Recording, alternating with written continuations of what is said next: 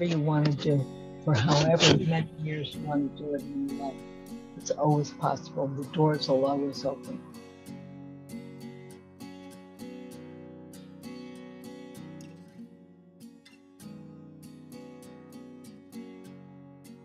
You met Alex, my high school sweetheart. But he wasn't my sweetheart as much as a great friend. That's what I would say, a great friend. Of course, my father had a lot to say about it on the phone. He'd been raised Irish Catholic. So he said, apparently to my siblings, she's going to rot in hell. But they took my had my back and said, no, she's not. She's our sister. She's not going to rot in any kind of hell. I mean, I was living in the women's separatist gay community. Mm-hmm. They started the women's building, the credit union, the women's foundation. Right. Casa de las Madres. They were the movers and shakers of the whole women's community, aka lesbian community. It was a wonderful, amazing, vibrant time. It was very political, very, very political. And I think most of us had many scars from coming out, but somehow the community itself, we could take care of each other around those. We were raising our kids in common. We just raised them together. So I'm everybody's favorite godmother, mother, aunt. So I've got 5 kids that I think of as mine. And that was something that the gay and lesbian community really learned how to do. We had to. And the same thing happened at the beginning of the HIV epidemic. I mean, gay men needed to be cared for. Who took care of them? We did. And we could do that. I went to a medical school.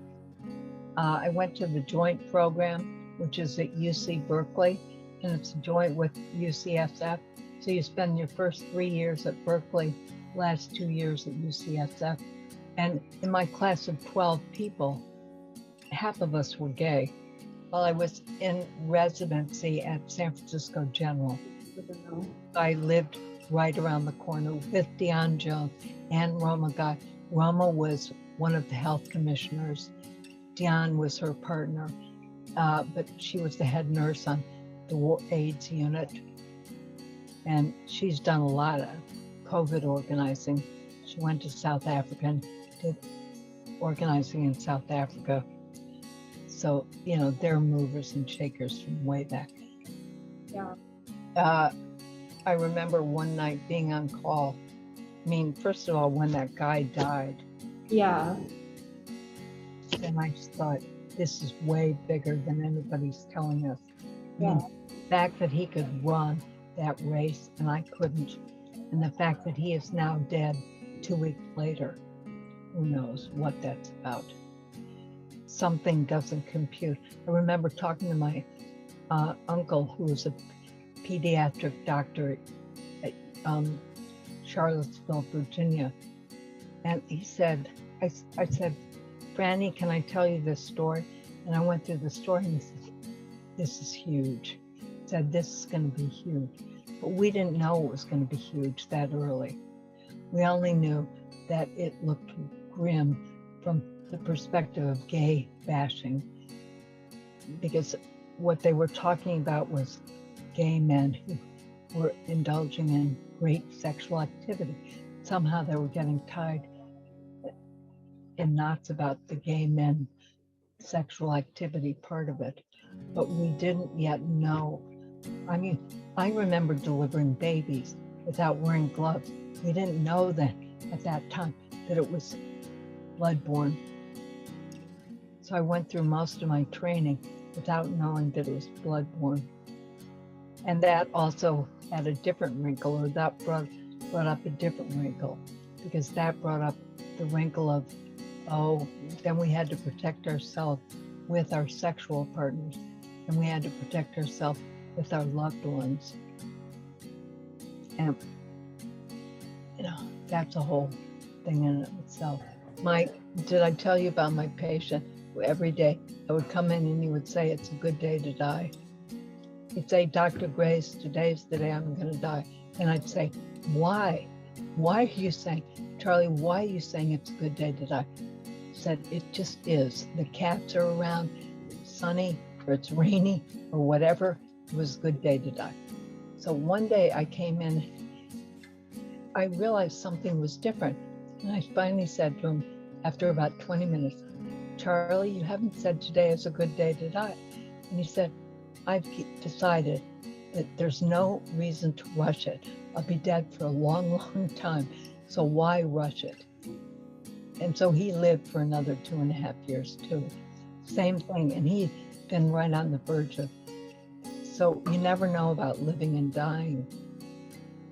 It's basically what both of those people taught me, because all of this was in the era in which we were treating the diseases that people with HIV had, but we had no way to treat the underlying problem.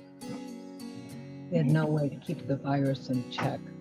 And I think, at some point it got so hard watching so many people die. We all needed a balance.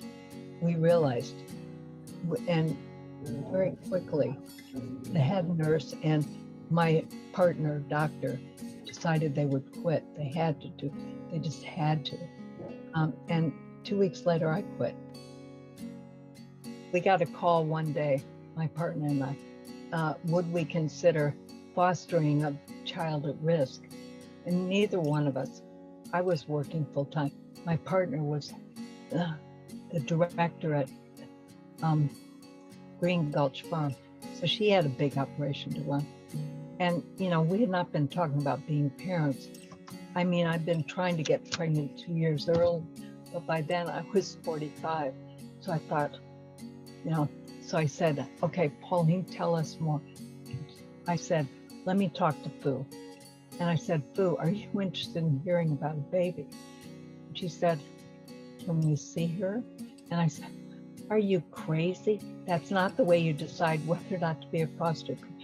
You don't go look at the baby like you look at the puppy. But lo and behold, the next day, we drove up with the grandparents, the biological grandparents of this child who had been born. And anyway, we looked at the puppy and we ended up saying, we want her. So 2 days later, we had a baby, weighed 4 pounds. She was at risk. She was totally addicted to, methadone at that point.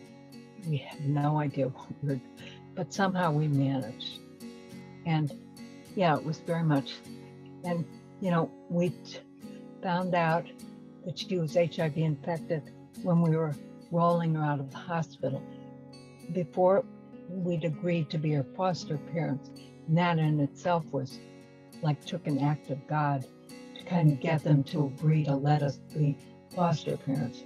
He said, these people don't know anything. And it's true, we did not know anything. Yeah, no. But if not us, we should. Anyway, so then they pulled out the HIV, her AIDS test, and they could tell us that she was positive. But I knew in my gut, I said, the only reason I'm getting this child is because she's HIV infected. Because by that point, I spent a lot of time working with HIV disease. So it made perfect sense. But yeah, so, and I didn't think about it every day, but I didn't think she was going to be around for long, nor did her other mom think she was going to be around for long. We didn't expect that she was going to live more than 2 to 3 months. Now she's 28, thriving. Yes. Force of nature. Active. I think, yes, you can't learn to love yourself till you can't love somebody else until you love yourself. But I think also it's helpful to love yourself, to come to love yourself, because you've learned to love other people, dogs, animals, everything. It could be a flower. I I don't care what it is, as long as you recognize this great yearning, desire, and appreciation as something inside of you. That's what we're going for. Shake their heads, they say I've changed. Well, something's lost, but something's gained in living